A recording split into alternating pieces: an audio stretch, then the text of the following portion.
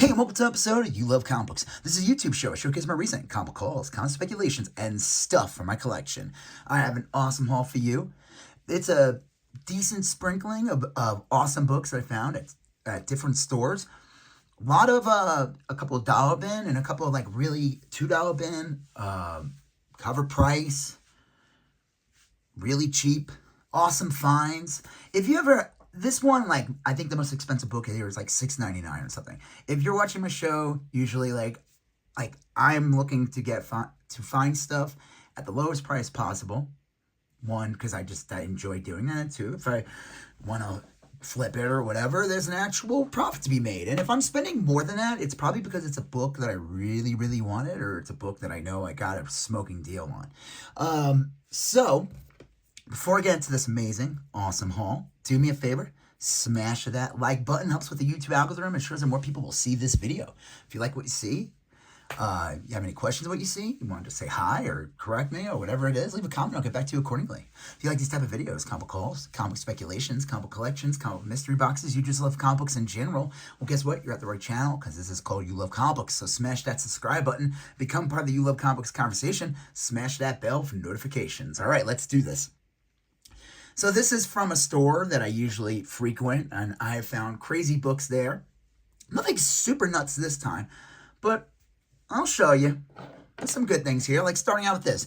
Danger Girl Preview. This was $2.99, American Entertainment Exclusive Edition. I looked this up. This has some value, and I've never seen this before. It's pretty cool. J. Scott Campbell, I forgot the name of the main woman from Danger Girl. But, yeah, that's really cool. So, that's awesome. And then, Uncanny X-Men 167. It's the highest priced book in this haul, and the reason why I got it, I'm going to show you. Oh, you probably know where this is going. Now, I would have saved this for last. But, I have other cool stuff, too. All right, why did I grab this comic for $6.99? I already have this issue. It's a really nice condition. I would say it would probably be like a VF near mint. The reason why I got it is because it's a Mark Jewelers. So that was awesome. That's a really good price for this comic. Mark, let me tell you, like, I will put Mark Jeweler comics up on my eBay all the time. And if it really depends on the title, though, if it sells right away. Like, I have, like, Warlord and Alpha Flight and Micronauts, and there's, like, no bites. Like, no one cares. I mean, it has to be, like, a comic that, like, you know, like Batman, Hulk. Like, anytime I put a Hulk Mark Jewelers up, it sells. X-Men, same thing. They sell. Like, so it's got to be something that has a lot of interest as well. Just because it's rare doesn't mean people want it. You know what I mean? Like, it's kind of like how that works. It just didn't get to the right person yet. All right, this is from a different store that I frequent, and they have a $1, $2 bin. Most of them are $2 books, but this one I've seen it before, and I always kind of passed it up, but this time I grabbed it because I realized this is the last issue of Pitt, or at least the original run, where it wasn't even Image. Well, is that considered Image Comics? I don't think so. Full bleed. I think at this point, El Keanu was not part of Image Comics anymore. But this is the last issue of the series. I looked it up, and again, it has some value. Where is it? Yeah, it is not Image Comics anymore at this point. It's kind of funny, though. It's a little deceiving the way they did that. So that's pretty cool. I have a Pitt #1 newsstand. I think I'm going to pair them together and put them in my eBay. I think that would be a solid one to do. Speaking of which, Impact Winner #1. They announced something with this. This was based on like a podcast, I guess. Yeah, it's the hottest book right now. Now, by the time I post this video, will this still be the hottest book? It depends. Depends on, like, you know, they make a lot of these announcements on shows, and it you know, people jump on, and then it kind of cools down until there's, like, some kind of other thing going on. So that's really cool. Happy to grab that. And that was basically cover price. Plus, I had like a little discount in that store. So I think it was like 50 cents less or something. And then I saw this and I had to grab it. Now, obviously, this is the reprint. But Marvel Tales starring Spider-Man number 98 for just $4. Decent condition. This reprints the death of Gwen Stacy. Now, the next issue is 99 Marvel Tales, where they reprint the one where, I guess, because I think she falls in the... You know what? I'm going to crack this open. Gotta give this a new bag, too. This bag's kind of... I didn't see the second part, 99, but is this... I think this is the one where... I think she's dead already. Yep. This is the one with the famous... And then the next issue is the one... Yep. So she dies here. And the next issue is the one where he confronts the Green Goblin. And that's when the Green Goblin dies. Norman Osborn. He comes back. He hasn't come back for like 20 years. Maybe, no, more than that. Like 25 years. Let's see. This is originally printed like, what, 73? And then he comes back like at the end of like Spider-Man 75. It was like they brought him back as like the big surprise after the end of the Clone Saga, which I thought was a smart move on their part because people hate it. Don't believe nostalgia BS. No one liked the Clone Saga when it was coming out. It went on forever. Spider-Man comics, the print went down. No one was buying the book anymore. And to save face, that's when they brought Norman Osborn back. And I thought that was a brilliant move. So, yeah, that's a cool find. Like I said, even though it's not the original, it's still some of these Marvel Tale books. If it's like a key, they have value. So that's cool. All right, this is from my local LCS. This is first start with some pull list books. Absolute Superman number 5. This is my least favorite of the Absolutes, so this is going to be my last issue. I did not care for it. I think they overcomplicated Superman's origin, adding hats on hats on hats is the best way I could describe it. I think my favorite out of all of them is Absolute Wonder Woman. Absolute Wonder Woman is... I don't know, maybe it's because her origin's kind of been played with so many times over the years that, like, I don't have, like, an imprint of a young age, like what Wonder Woman's actual origin is. So I feel like that series works, and the pacing's really good. Absolute Batman's been kind of iffy, but this one's been my least favorite, so I'm gonna stop here. I'm done. Issue 5. I don't care for it, so whatever. Watch this. Next issue will be like the big one, and I'll be going for like $100 for some reason. That's always happens after I drop a series. Transformers number 18. I always enjoy this series. This is really cool, and there's a really cool page in here, so this might be considered a spoiler. I don't think it matters, but I'm going to show it anyway. I thought this was really cool. Because Megatron's not been in the picture. He was in the free comic book day that came out last year, and then he showed up in the last issue, I think. So him being back's kind of a big deal. So yeah, this is a great series. I always enjoy it. I like the art decision. I like that it's a little grimier, that it's rounder. Like, it's not so mecha bot technical. Like, I always felt like a lot of the IDW stuff with Transformers, I didn't really, like, the art was good and proficient, but I just like this. It's like gnarlier. There's something, the energy behind it's just great. So, really cool. All right, this is from their dollar bin. Chris Starr number 9.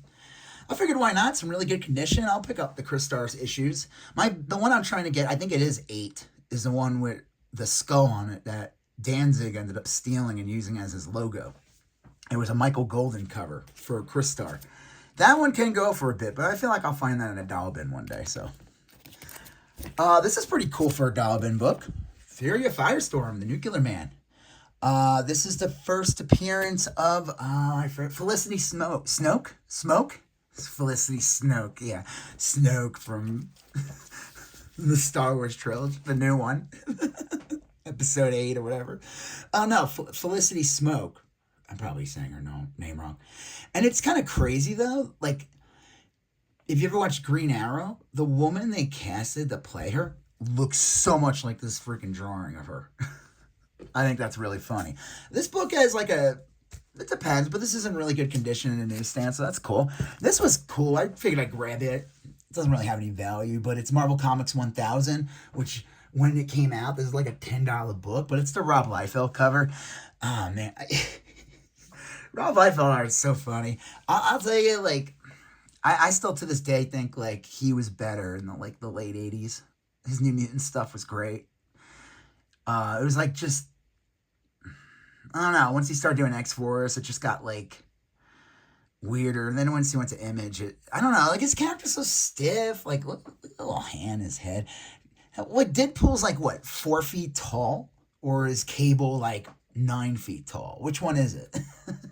And also, like, Cable might be, like, 20 feet tall because he could be much further in the background. I also think the colorist is doing a lot of the heavy lifting in this. This is interesting. Dope and Dance. So they had a couple of, like, mature titles, they consider it, or indie titles. That's another word for underground, like your Robert Crumb type books. This is the first print of Dope and Dan. I looked it up. This thing from 1972. Like, I couldn't believe, and this thing's in immaculate condition. It's like a $15 book. Nothing too crazy, but this one, I looked this one up. I couldn't believe this. This is the first printing too. The Freak Brothers. This is issue, I don't know what this is. Issue 7 or 4. Where does it say it on here? I don't think it's the first issue. But this thing is in amazing condition. And it is a first print. I looked this up. This is not a cheap book. So I grabbed that. I couldn't believe that. Like, and it's always hard to gauge what's a first print and what isn't, but it is. So yeah, that's awesome. And then, okay, to end this out, even though I might add some more to this video, we'll see. I was going through their regular bins, and these are all priced at $2.99, which was basically the cover price for Spawn. And then they applied my discount to it, so that was really cool as well. Spawn number 340, the other Mark Spears cover that he did for the Spawn title, besides the Violator and that Spawn cover comic from 356. I forgot, I think, is this Redeemer? I think so, but I don't know. This is $2.95. Like, this has a bit of value. I was looking this up. It's like a $15, $20 book. Like, any of these, like, 200s, like, the print number is starting to go up around this point. Like, the print number goes up like a 300 and kind of, I don't know what it is now, but I think it's kind of, print numbering is a lot higher than it was during the 200s and 100s. Spawn 127. Again, only $2.99. That's crazy. And these are, like, really nice condition, like VF near mint, stuff like that. I was shocked. Spawn 159. And then the best one out of the group, this one is considered a key, and so is that one. Actually, I think that might be considered a key too. I don't know. Some of them, like, Spawn books, like, they just consider them keys on Key Collector just because, like, the print number was so low, or maybe it's just, like, someone likes the cover more. Spawn 136. This is also not a cheap book, and again, $2.99. Really, really nice condition. Really, the only flaw is this kind of, like, a little bit of color rub over here, but besides that, pretty amazing. And then here's a couple of the last books to show you before I finish this haul. I went to this mall, and they have a Second and Charles there, and they also have this comic store. The comic store only sells, like, new stuff there, but in one of my recent hauls, I showed that, like, I got, like, 4 of those, like, Mark Spears Spawn covers for just, like, cover price, and, you know, I'll look through their bins and stuff like that, and they don't charge more for the back issues. It's just cover price, so that's kind of cool. So I found this. This is pretty cool. I mean, $3.99. This is, like, a $25 book still. This Venom 37 with this Godzilla variant. This one's probably one of the more popular Godzilla variants. I think it's pretty cool. It's definitely my favorite from the ones I saw. And then I grabbed this. This was $4.99, and it's more than I want to spend, but it's a sketch cover, and it's also, I think, like, a more desirable sketch cover. I draw on these, so, like, I think, like, Deadpool Wolverine could be a good, would be a good one to draw on. I'd probably have a better chance of, like, selling my art with, you know, a more popular character. Like, for example, I'll just show you guys this. I drew this recently on a Spawn blank. I think it's like $2.39, the blank variant. And so, yeah, I don't know if you guys like that. It's in my eBay store. You can pick it up. The link Link is in the caption of all my videos. All right, besides hawking my art, let me also show you some other books I picked up. This was, oh, actually, yeah. So this is from a store I usually frequent. And I went back and picked up another copy of Impact Winter, again, cover price. And I bought Rook #1 too, which doesn't, it seems like Impact Winter is the one that has the value. This one's not really going for much more than cover price, which is fine. That's cool. And I get a little discount. So instead of 10, it was like 8 or something after tax. So that actually it might have been even a little less than that. So that's really awesome. And then the last books I'm going to show you are from the Second and Charles, where that comic store is, that same mall. This one was $1. I figured why not pick this up. I've never seen this book before. I can't find anything on it really. I don't think it goes for much. Probably like a $5 to $10 book, but that's still pretty cool. It's based on the Warlock movie. I think they came out in the late 80s. I forgot the name of the actor. He passed a while ago. It was actually kind of sad. Supposedly I'm not going to get into it, but yeah, I thought that was kind of cool, and that's a pretty cool cover. And then I picked this one up. A little more than I wanted to spend, but I figured I'd just get it. It's not in the greatest condition. It was $3.99, but whatever, I was there. I don't like when they don't price something. It depends on who you're talking to. Like, someone probably would have gave this to me for way more, or $1.99 or whatever. The guy was going to charge me $5 at Second Charles, but he lowered it to $4 because I told him it was beat up. Or it's like a fine at best. Key significance of this book at Fantastic Four 579 is that this is the first appearance of the Future Foundation. This book's going to pick up a bit. It's already starting to. I saw like a 9.8 went for like some crazy money. Obviously, this is not a 9.8 at all. It will never be one, but I figured why not grab it? That's kind of cool. And then the last one I picked up for $3.95 as well. I saw this and I was like, I'm going to grab it. G.I. Joe Real American Hero issue 237, just the regular cover. I was looking this up. Like, first of all, there are people trying to sell this for over $100. I think that's a little ridiculous, but I did see sales for $35 and more.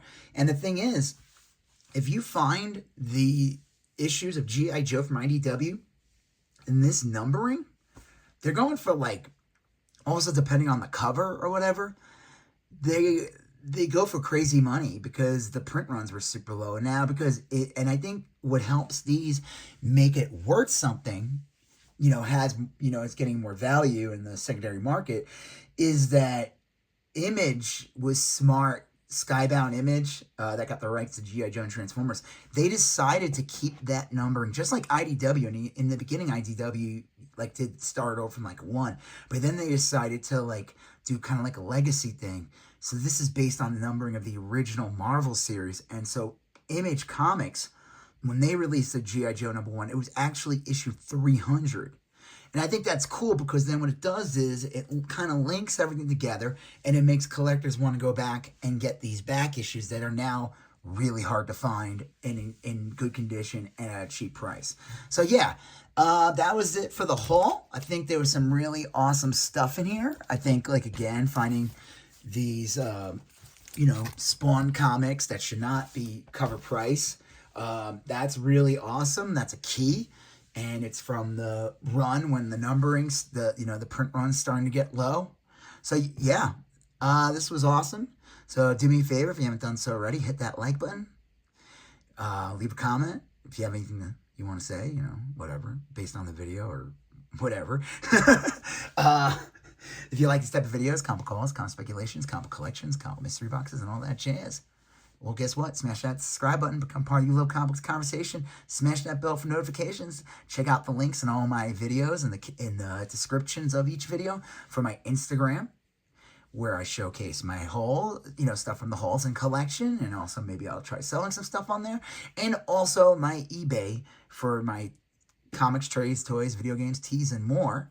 All right. You're going to see a previous video here. You're going to see a previous video there. You're going to smash the subscribe button. I'll talk to you guys later. Have a good one. Bye-bye.